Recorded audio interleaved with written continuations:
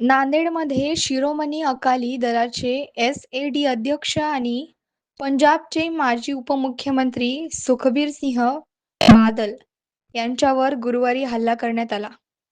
प्राथमिक माहितीनुसार नांदेड येथील गुरुद्वारा माता साहेब कौरमध्ये एका निहंगाने त्यांच्यावर कृपाने हल्ला केला. या हल्ल्यात बादल यांच्या हाताला दुखापत झाली आहे. तरी त्यांच्या सुरक्षेत तैनात असलेला एक पोलीस कर्मचारी जखमी झाला असून मिळालेल्या माहितीनुसार सुखबीर सिंह बादल कुटुंबासह नांदेडला गुरुद्वार मातासाहेब कौरमध्ये प्रार्थनेसाठी गेले होते. याच दरम्यान तेथे उपस्थित असलेल्या एका व्यक्तीने त्यांच्यावर धारदार शस्त्राने हल्ला केला.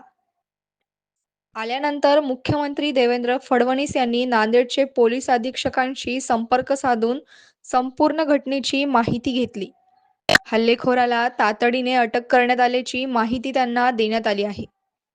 हल्ल्यामागील नेमकं कारण काय आहे याचा सखोल तपास करण्याचे आदेश मुख्यमंत्र्यांनी पोलिसांना दिले असून सुखबीर सिंह बादल यांची प्रकृती सध्या स्थिर असल्याची माहिती प्रशासनाने दिली आहे.